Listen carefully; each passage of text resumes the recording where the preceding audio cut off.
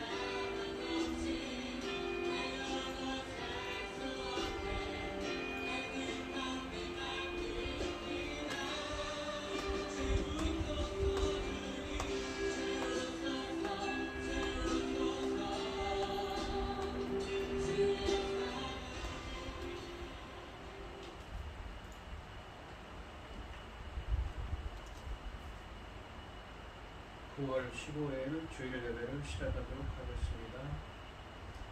여호와는 나의 목자시니 내게 부족함이 없으리로다. 그가 나를 푸른 풀밭에 누이시며 쉴만한 물가로 인도하시는도다. 내 영혼을 소생시키시고 자기 이름을 위하여 의의 길로 인도하시는도다. 내가 사망의 음침한 골짜기로 다닐지라도 해를 두려워하지 않을 것은 주께서 나와 함께 하심이라. 주의 지팡이와 막대기가 나를 안위하시나이다. 아멘. 저희들을 창세전에 특정하시고 여기까지 인도해 주신 분이 감사드립니다. 오늘 예배 가운데 임자해 주시고 이 예배가 실감과 진정으로 드려지는 예배가 되게 하여 주시옵소서.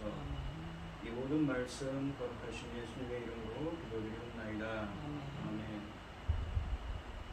찬송가 1장입니다. 만복의 근원 하나님 온 백성 찬송 드리고 천사여 찬송하세. 찬송 성부 성자 성령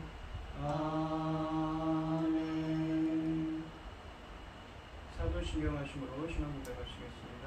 전능하사 천지를 만드신 하나님 아버지를 내가 믿사오며 그 외아들 우리 주 예수 그리스도를 믿사오니 이는 성령으로 잉태하사 동정녀 마리아에게 나시고 본주 빌라도에게 고난을 받으사 십자가에 못 박혀 죽으시고 장사한 지 사흘 만에 죽은 자 가운데서 다시 살아나시며 하늘에 오르사 전능하신 하나님 우편에 앉아 계시다가 저리로서 산자와 죽은 자를 심판하러 오시리라. 성령을 믿사오며 거룩한 공예와 성도가 서로 교통하는 것과 죄를 사하여 주시는 것과 몸이 다시 사는 것과 영원히 사는 것을 믿사옵나이다. 아멘. 교독문 42번입니다. 제가 먼저 읽겠습니다. 새 노래로 여호와께 찬송하라. 나는 기이한 일을 행하사 그의 오른손과 거룩한 팔로 자기를 위하여 구원을 베푸셨으니로다. 여호와께서 그의 구원을 알게 하시며 그의 공의를 문 나라 목전에서 명백히 나타내셨도다. 그가 이스라엘의 집에 베푸신 인자와 성실을 기억하셨으므로 땅 끝까지 이르는 모든 것이 우리 하나님의 구원을 보았도다. 온 땅이여 여호와께 즐거이 소리칠지어다. 소리내어 즐겁게 노래하며 찬송할지어다. 수금으로 여호와를 노래하라. 수금과 음성으로 노래할지어다. 나팔과 호박 소리로 왕이신 여호와 앞에 즐겁게 소리칠지어다. 바다와 거기 충만한 것과 세계와 그 중에 거주하는 자는 다 해질지어다. 여호와 앞에서 큰 물은 박수할지어다. 산하기 함께 즐겁게 노래할지어다. 아멘. 찬송가 197장입니다. 은혜가 풍성한 하나님, 믿는 자 한 사람 한 사람, 어제도 오늘도 언제든지 연창고 보호해 주시네. 주여 성령의 은사를 오늘도 내려 주소서. 성령의 뜨거운 불길로서 오늘도 충만케 하소서. 정욕과 죄악의 물든 마음을 성령의 불길로 태우사 정결케 하소서. 태우소서. 깨끗게 하여 주옵소서.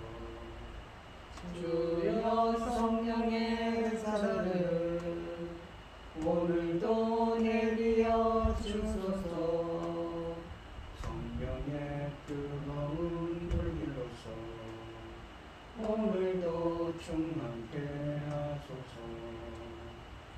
인생의 제물로 돌아가신 어린 양 우리 주 예수여, 구속의 은혜를 내리시사 오늘도 구원해 주소서. 주여 성령의 은사를 오늘도 내려 주소서. 성령의 뜨거운 불길로서 오늘도 충만케 하소서.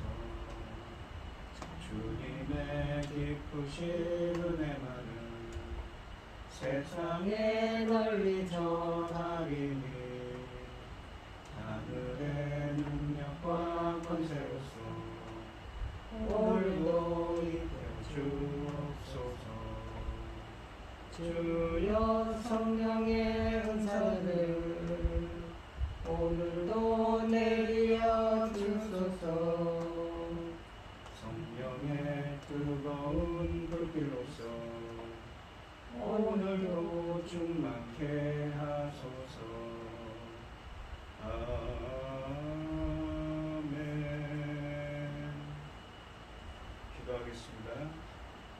온 땅이여 여호와께 즐거운 찬송을 부를지어다. 기쁨으로 여호와를 섬기며 노래하면서 그의 앞에 나아갈지어다. 여호와가 우리 하나님이신 줄 너희는 알지어다. 그는 우리를 지으시니요 우리는 그의 것이니 그의 백성이요 그의 가르치시는 양이로다. 아멘.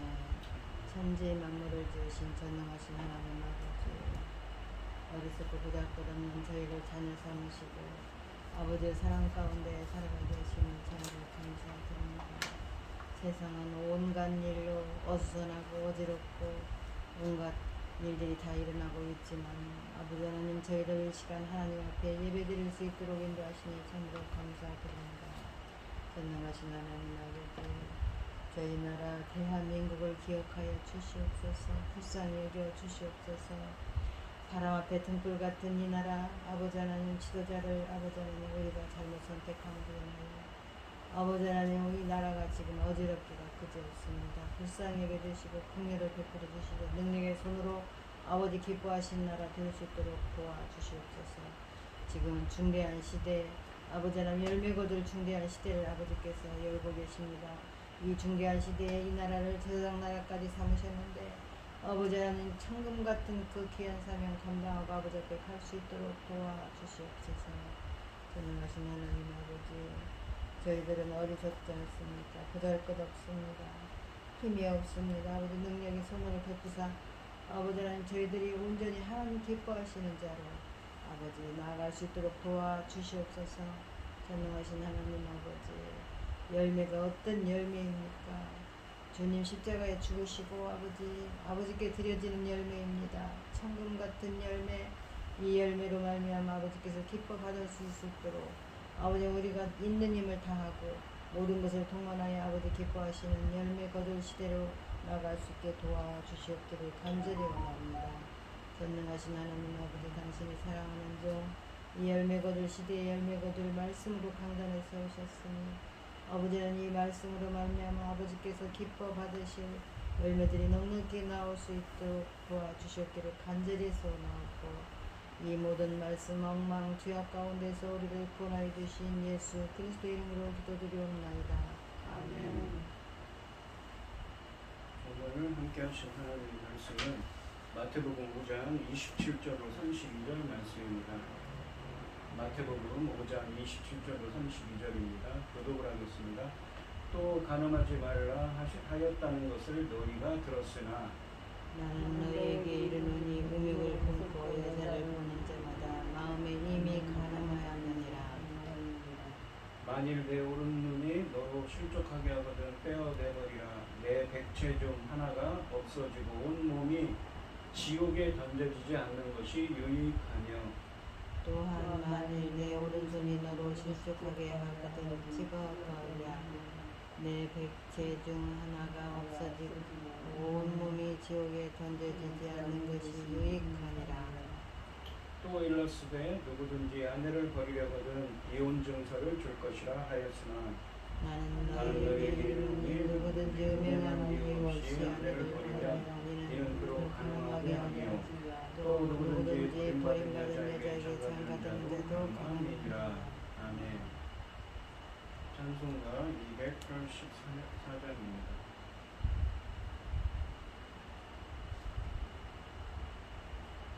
오랫동안 모든 죄 가운데 빠져 더럽기만 하며 먹던 우리들 아무 공로 없이 구원함을 얻어 하나님의 자녀 지금 되었네.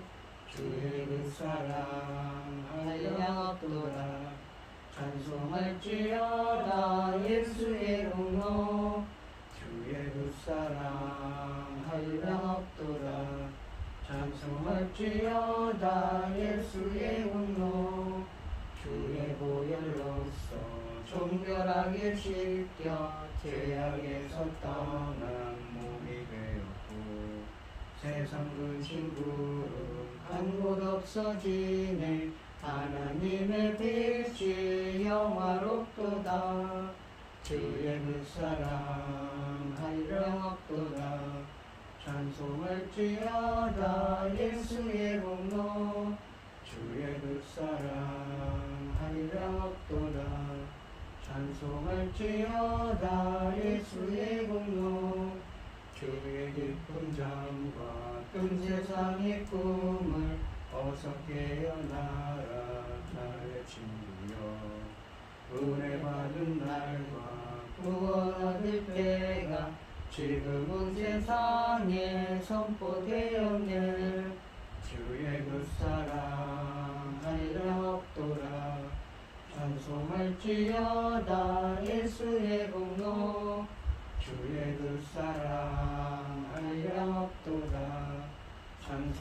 찬송할지어다 예수의 공로. 아멘. 오늘 본문 말씀의 제목은 간음하지 말라입니다. 오늘 본문 말씀을 보시면 이 마태복음 산상수훈에 대한 이야기를 하고 있습니다. 산상수훈의 말씀들을 지금 계속 강해를 하고 있는데요. 마태복음 5장부터 7장까지 말씀을 산상수훈, 예수님께서 가버나움 인근에 산에 올라가셔서 제자들에게 하신 말씀을 적은 것이, 기록한 것이 산상수훈입니다.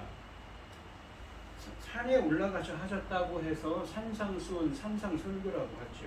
그런데 특히 이 마태복음 5장 17절에 17절입니다. 그러니까 오늘 본문 말씀은 27절부터 32절이고 지난 시간에는 21절부터 26절까지 했는데 5장 17절에 보시면 예수님께서 이런 말씀을 하십니다. 내가 율법과 선지자를 폐하러 온 것이 아니요 완전하게 하기 위해서 왔다고 하셨지요. 이 율법과 선지자, 구약의 성경 말씀들을 없애기 위해서 오신 것이 아니라 완성하고 성취하기 위해서 오셨다고 했습니다. 그러면서 그것들을 뒤에서 설명하십니다. 지난 시간에는 10계명 중에 제6계명인 살인하지 말라라는 규정을 살인하지 말라 하였다. 살인하는 자는 어떻게 한다면 심판한다고 그랬는데 나쁜 말, 욕을 하고 그런 나쁜 생각을 하는 것만으로도 심판을 받을 거라고 그랬죠. 오히려 그 율법의 규정들을 더 강화하면서 새로운 해석들을 내려놓고 있습니다. 하나님의 백성으로서 예수님의 제자로서는 그런 생각까지도 하는 것도 죄라고 심판받을 거라고 그랬죠. 오늘 본문 말씀에서도 이 제7계명이 10계명 중에 제7계명인 간음하지 말라라는 규정을 통하여서 예수님께서도 비슷한 말씀을 하십니다.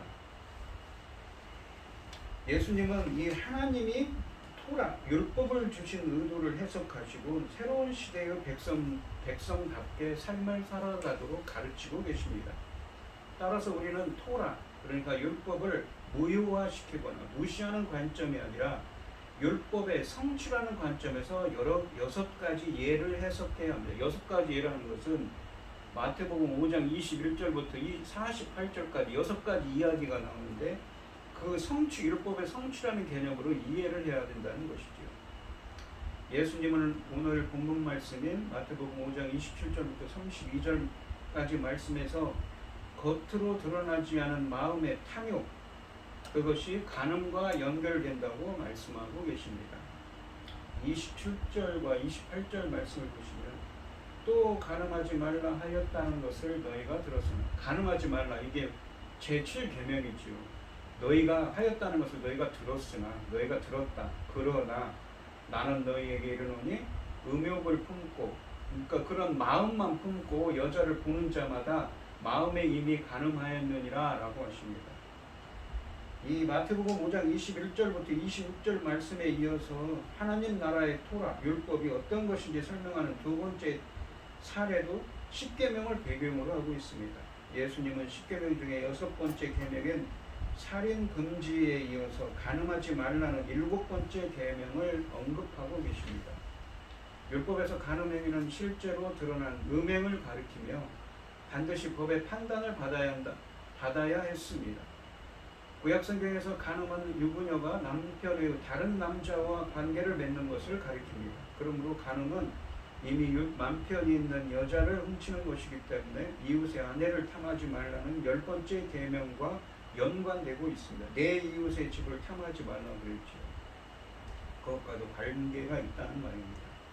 율법은 간음한 남자와 여자를 모두 죽이라고 했습니다. 간음이 이처럼 심각한 범죄로 취급되는 이유는 결혼은 하나님이 창세기 2장에서 인류에게 축복으로 주신 최초의 제도이기 때문입니다. 간음은 남자와 여자 사이에 일어나는 일이지만 또한 하나님께 범죄하는 일입니다. 우리가 이 성경의 예를 들어보면 요셉이 있죠. 보디발의 아내가 노예로 팔려온 요셉을 유혹할 때 요셉은 그녀의 유혹을 뿌리치며 자신은 절대 주인인 보디발에게 죄를 지을 수 없으며 하나님께도 죄를 지을 수 없다고 창세기 39장 9절에서 말했습니다. 또한 시편 51편 4절에 보시면 다윗도 우리아의 아내 밧세바와 간음을 했는데 죄를 뉘우치면서 자신이 사람에게 지은 죄보다 하나님께 지은 죄가 훨씬 크다며 괴로워했습니다. 28절 말씀해 보시면 원문으로는 그러나 나는 너희에게 말한다. 음행할 목적으로 여자를 보는 자마다 이미 그의 마음에 그 여자와 간음한 것이다 라고 하십니다. 이 원문으로는 그러나 나는 너희에게 말한다 라고 하시는데 이것은 기존의 율법에 반대하는 내용이 아니라 그 율법을 외형적이며 형식적인 방법으로 해석하고 있는 것을 깨트리고 본질적인 의미를 되찾게 하겠다는 말씀입니다. 예수님이 새로운 해석을 하시는 것이죠. 이 구약의 율법과 비교해서 예수님은 더 깊은 의미를 밝히셨습니다. 실제 간음을 행하지 않았다고 할지라도 여자를 음행의 목적으로 보는 것도 간음이라고 하십니다. 이 지난 시간에 했던 21절부터 26절 말씀에서 살인이 마음에서 시작되는 것처럼 간음도 마음에서 시작되는 것이지요. 그러니까 어떻습니까? 이 행위에 대해서 율법은 뭔가 심판한다고 그랬는데 하나님께서는 예수님께서 뭐라고 해요? 그것을 또 강화하죠. 마음만 품어도 죄라고 하시는 것입니다. 출애굽기 20장 17절 말씀은 다른 사람의 아내를 탐하는 것을 정죄하는데 본문에서 여자로 번역된 헬라어 귀네라는 이 헬라어는 결혼한 여자뿐만 아니라 처녀도 포함하는 것이기 때문에 어떤 여자건이라는 뜻으로 해석되어야 합니다. 또한 음욕을 품고라는 구절에는 헬라어로 전치사 프로스라는 헬라어가 사용되어 있는데 이 말은 무엇 하기 위하여 목적을 의미합니다. 즉 간음할 목적으로 라고 번역할 수가 있습니다. 법정에서는 행위로 나타나지 않은 마음의 의도를 죄로 다루지 않지만 예수님은 남의 아내를 간음할 목적으로 기회를 엿보는 것을 이미 간음의 죄를 지었다고 보셨습니다. 마음과 몸은 분리되지 않으며 하나님은 마음을 보시기 때문이지요. 이 사람은 알지 못하는 여자에 대해 막연한 상상을 하는 것이 아니라 실제 간음으로 이어질 가능성 있는 여자를 마음에 두고 계획을 세우는 사람이었습니다. 이런 사람은 이미 마음으로 간음한 것이라고 하십니다. 예수님은 비록 실제로 간음하지는 않았다 하더라도 마음의 음욕을 품은 것은 이미 간음한 것이라고 하십니다. 그러므로 예수님은 간음을 훨씬 엄격하게 규정하신 것이죠. 그러니까 우리가 생각했을 때는 구약의 율법은 보통 우리가 생각하면 고리타분한 것이다 라고 생각하지만 예수님은 그것을 더 강화했어요. 그 율법의 규정을 더 강화하면서 말씀하는 거죠. 생각만 하도 그 죄를 지은 거라고 하시는 것입니다.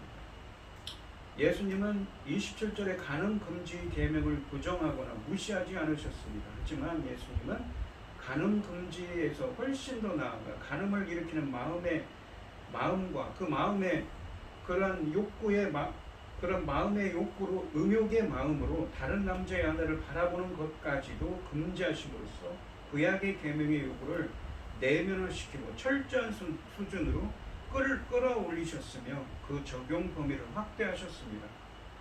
특히 예수님은 29절과 30절에 보시면 자신의 교훈에 엄중한 경고들을 첨언하심으로써 금지를 거의 절대화하고 계십니다. 구약 성경에서는 도무지 찾아볼 수 없는 예수님의 이 엄중하고도 절대적인 대조적 교훈은 일반 백성들은 물론이고 구약 시대 하나님의 백성들도 스스로 지키기는 거의 불가능한 것입니다. 그 명령은 하나님의 통치를 통해서만 지킬 수 있는 것이며 따라서 메시아이신 예수님과의 관계를 통해서 하나님의 통치를 받는 제자들에게만 주어지는 것입니다. 29절과 30절에 보시면 만약 내 오른손이 너로 실족하게 하거든. 실족하게 한다는 것은 이 구원의 길에서 이렇게 멀어지는 거예요.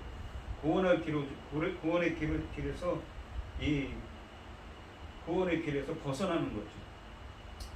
빼어내버리라. 내 백체라는 것은 뭐냐면 우리가 교회를 설명할 때 교회의 머리는 예수 그리스도고 성도는 그 지체라고 하죠. 그 지체할 때 그 헬라어입니다. 멜로스라고 해서. 그런데 이 의미에는 우리 사람의 내장 기관도 표현해요. 여기서는 내장 기관이라고 얘기했죠. 이게 너의 기관 중 하나가 없어지고 온몸이 지옥에 던져지지 않는 것이 유익하며 또한 만일 내 오른손이 너로 실족하게 하거든 찍어내버리라. 내 백체 중 하나가 없어지고 온몸이 지옥에 던져지지 않는 것이 유익하니라 라고 하십니다. 21절부터 26절까지 말씀에서처럼 여기서도 27절 28절에서는 너희라고 해서 2인칭 복수의 사람들에게 너희에게 이야기했는데 29절과 30절은 어떤 특정한 대상들에 대해서 이야기하고 계십니다. 이러한 전환은 예수님의 절대적 교훈이 단순한 원리가 아니라 각각 제자 개개인이 실제 삶에서 순종해야 하는 실천적 명령임을 확인해 줍니다. 예수님은 이 점을 강조하기 위해 충격적인 과장법을 사용하십니다. 예수님의 선택한 자의 명령들, 눈을 빼내라, 눈을 빼내고 손을 잘라라 라는 것은 예수님이 하신 명령의 심각성을 최대한 강조하고 있습니다. 두 번 반복되는 자의 명령들은 거의 동일한 형식을 취합니다. 특히 마지막 동사를 제외하고는 내 지체들 중, 내 백체들 중 하나를 잃고 내 몸 전체가 지옥에 던져지지 않는 것이 내게 유익하다 라는 말씀을 정확히 동일하게 반복함으로써 명령의 중대성을 인상적으로 각인하고 계십니다. 눈이 너를 실족하게 하거든 이라는 구절은 28절에 음욕을 품고 여인을 바라보는 자와 자연스럽게 연결됩니다. 또한 실족시키다라는 단어는 이 구원의 길에서 어떤 사람을 벗어나게 만드는 것을 의미합니다. 눈과 손이 제자를 이 성적으로 어떻게 넘어지게 하는지는 분명치 않지만 교훈의 핵심은 몸의 지체가 제자의 궁극적 구원에 장애가 될 수 있다는 것입니다. 그런데 문제 해결을 위해 예수님의 명령들, 그러니까 눈을 빼내고 그것을 잘라라라는 이 문자적으로 지키는 것이 실제적으로 기대하는 바는 아닐 것입니다. 과장법이지. 눈이나 손을 자른다고 모든 문제가 해결되는 것은 아니기 때문입니다.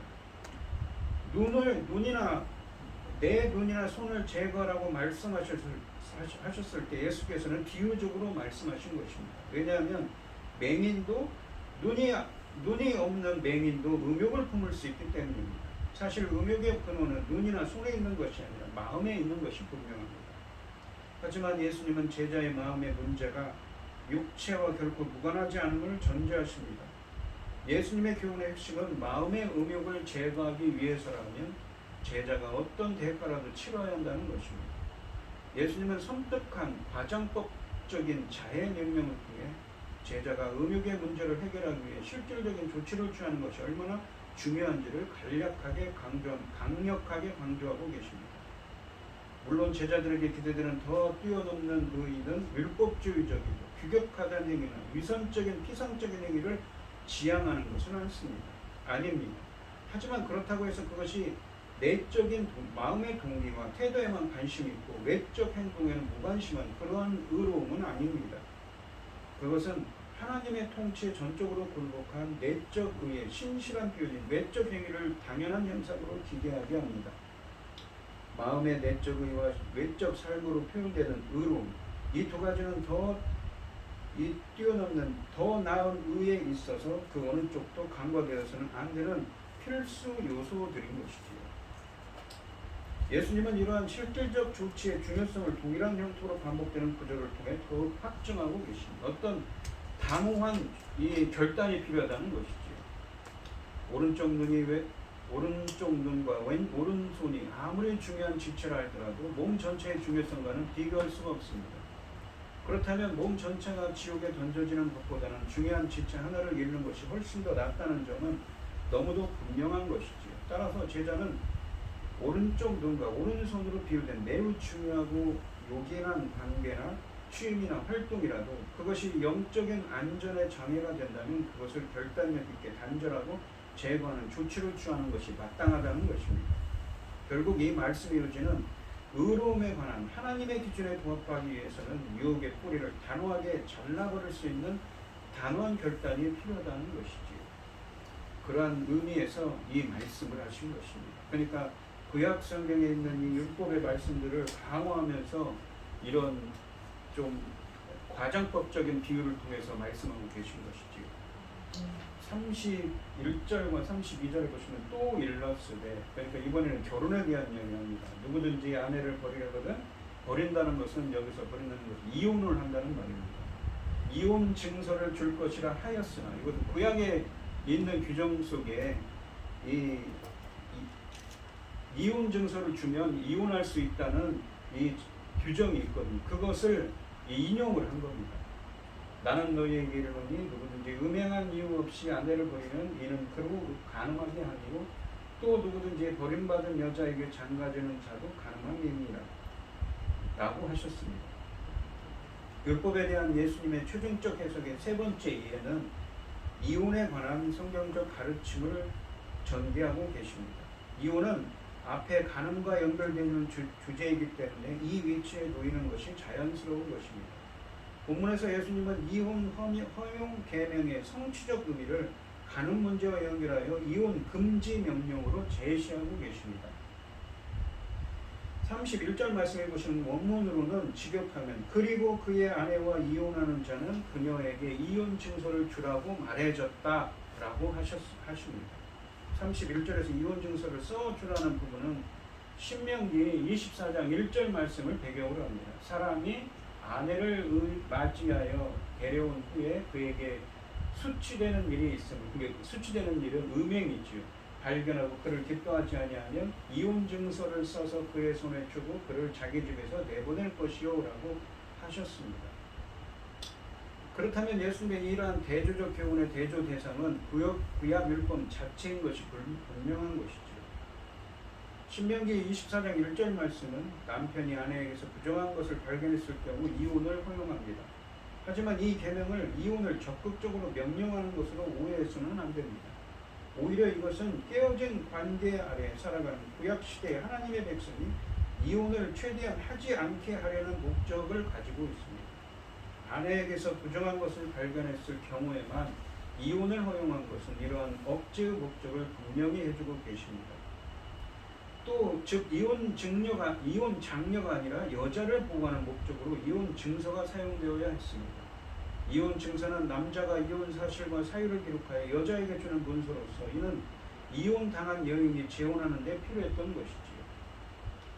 32절 말씀해 보시면 그러니까 사람들이 어떻습니까? 함부로 이혼하려고 이혼하지 못하게 하려고 여자를 보호하기 위해서 이혼 증서 제도를 썼다는 것입니다.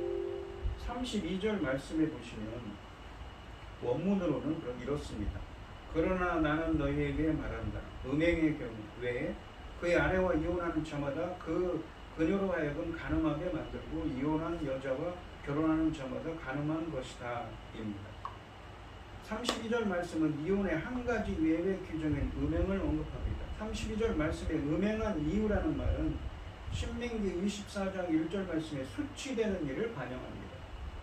신명기 24장 1절에서 수치되는 일은 불륜이나 성적 수치의 일을 의미합니다. 그런데 어떤 남자가 음행한 이유 없이 아내와 이혼을 하게 되면 아내로 하여금 간음을 하게 만드는 것이고 이 여자와 결혼하는 자는 간음을 범하게 된다고 예수님은 말씀하셨습니다.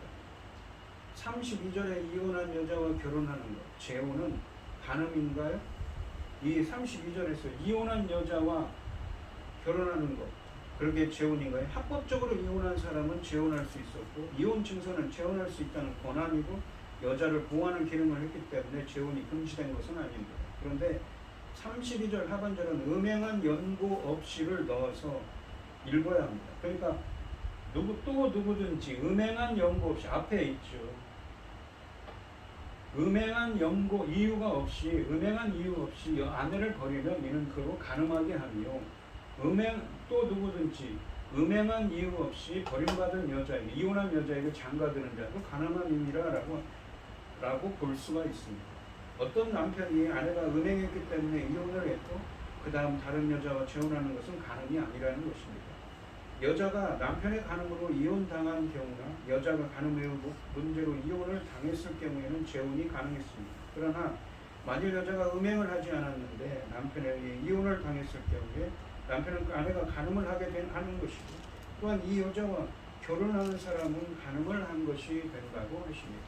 왜냐하면 그 음행의 이유가 아닌데도 부부가 이혼하는 경우에 하나님의 시각에는 여전히 둘이 한 몸이기 때문입니다. 이런 여자와 결혼하는 자는 남의 여자와 사는 것이므로 간음이라는 것입니다. 이 본문에서 예수님은 합법적으로 이혼하고 재혼한 사람들도 간음을 범하는 것으로 생각될 수 있다는 새롭고 충격적인 개념을 전달하고 계십니다. 예수님은 모세를 통해 전해진 이혼의 율법을 부정하는 것이 아닙니다. 예수님은 신명기 24장 1절로 4절 말씀에 담긴 하나님의 뜻을 알리면서 이 본문이 쉬운 이혼의 근거로 사용될 수 있음을 분명히 하십니다. 그러니까 이혼 증서만 주면 이혼할 수 있다는 당시에도 그랬던 것이죠. 신명기의 이혼은 인간의 완악함 때문에 허락된 것이지 결혼제도를 만드신 창조주의 원래 의도가 아니었습니다. 제자들은 하나님 나라의 백성이며 서기관과 바리새인의 의로움을 넘어서야 하므로 마음이 완악한 자들에게 허락하신 법을 지키는 것으로 만족해서는 안 된다는 것입니다. 예수님은 이혼에 대해서 말씀하십니다. 이 부분은 앞에 간음에 대한 교훈과 연관됩니다. 당시 유대인들은 이혼을 할 때 율법을 따라 이혼 증서를 주었는데 구약에서 이혼 증서를 주고 이혼할 수 있게 한 것은 이혼을 쉽게 하기 못하게 하려는 것이었습니다. 그리고 그것은 합당한 사이로 이혼했다는 것을 증명하여 여성들로 하여금 다시 결혼할 수 있는 권리와 기회를 주기 위한 것이었습니다. 그러나 예수님 당시의 사람들은 이러한 법을 악용하여 이혼 증서를 이혼의 수단으로 사용했던 것이죠. 그래서 그것에 경종을 울리고 계십니다. 예수님은 이에 대한 명확한 지침을 주십니다. 예수님은 누구든지 음행한 이유 없이 아내를 버리지 말라고 하십니다. 이렇게 하여 예수님이 쉽게 이혼하는 것을 금하셨던 것이지. 이 마태복음 19장 3절로 9절 말씀에서도 결혼을 하나님께서 정해주신 영원한 결합이며 사람이 마음대로 나눌 수 없는 것이라고 말씀하셨습니다. 성경은 배우자가 음행을 하면 이혼할 수 있다고 말하지 반드시 이혼하라고 말하지는 않는 것이죠.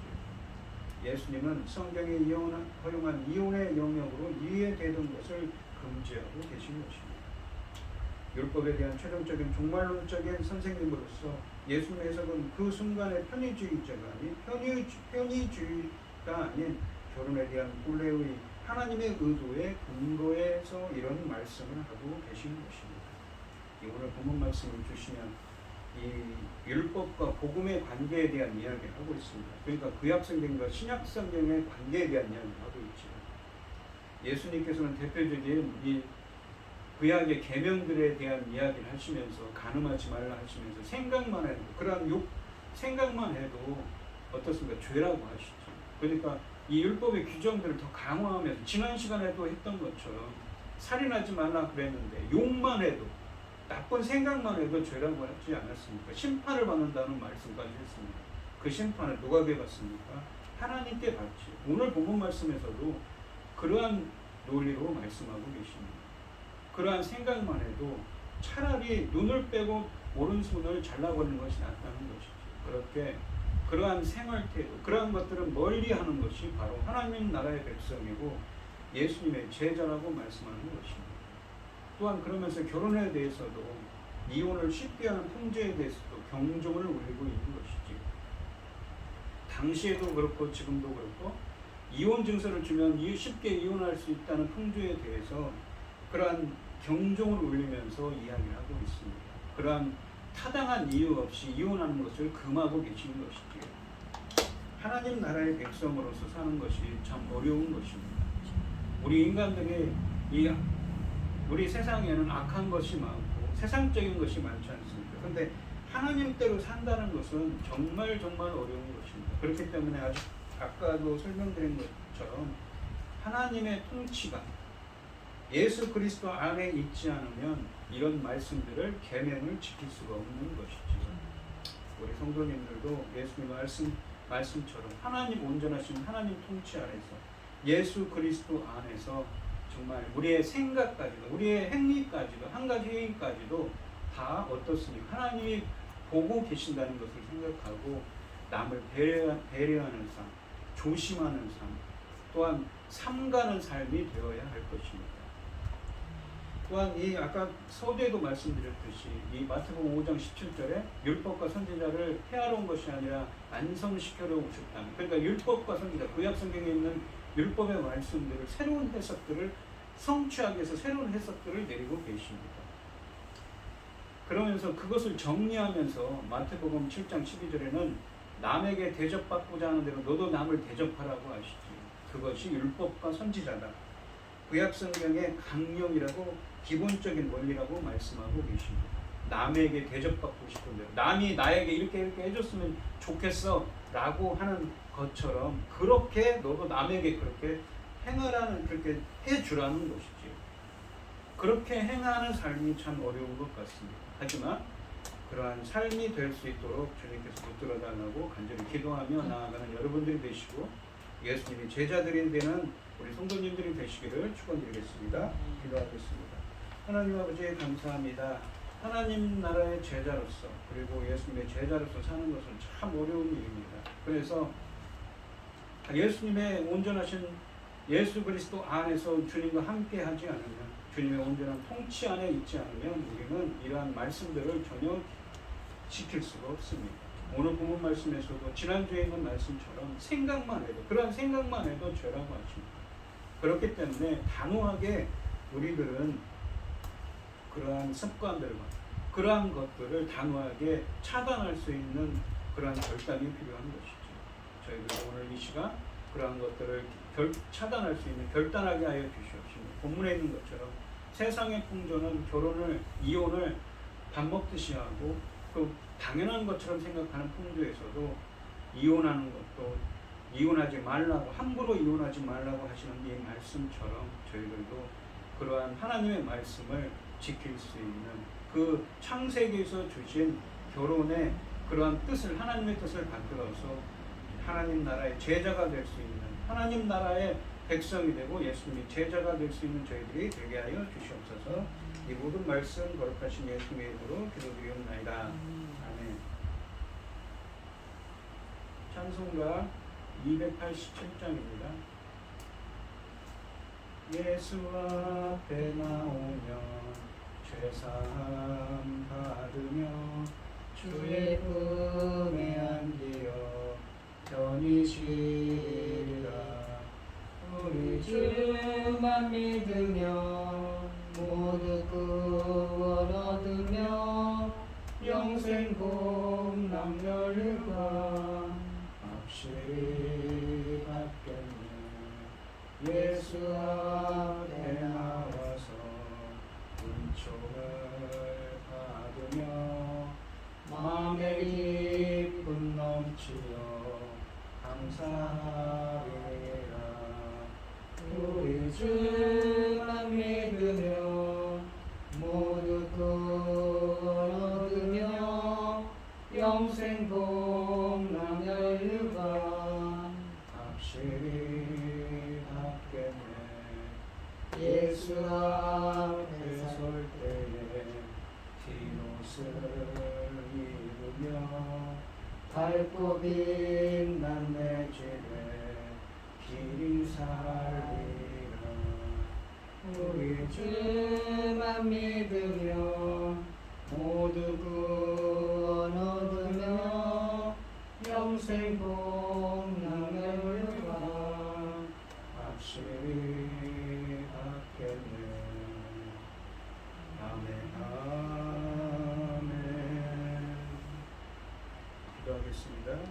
우리에게 모든 것을 주신 주님 감사합니다. 오늘 주시는 귀한 말씀처럼 예수님의 제자가 되는 것이 되고 하나님 나라의 백성이 되는 것은 구약에 있는 말씀보다도 더 강화되며 그러한 마음만 품어도 죄가 되는 이 말씀 속에서 어떻게 우리가 예수님이 제자가 될 수 있는지 생각해 봅니다.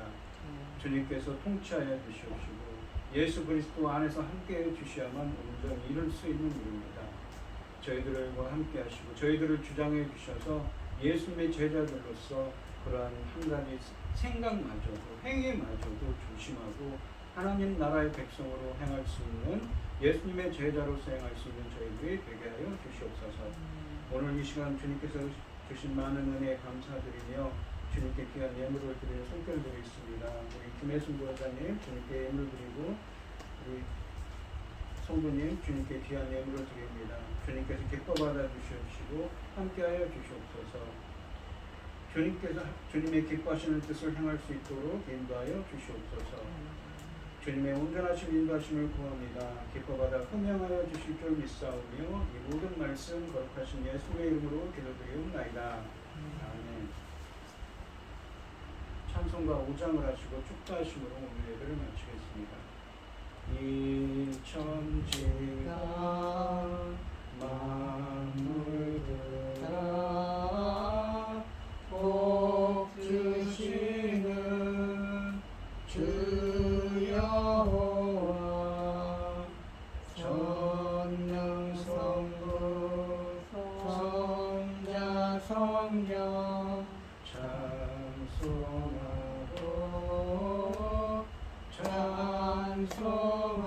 찬송하세.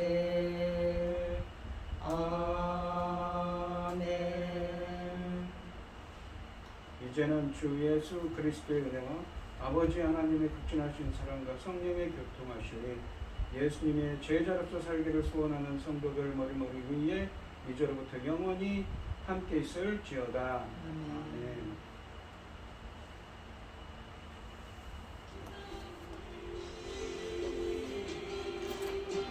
수고하셨습니다.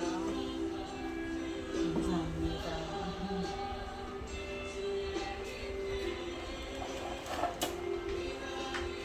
여기 안 가시죠? 여기 안 가시? 명절 때 어디 안 가냐고?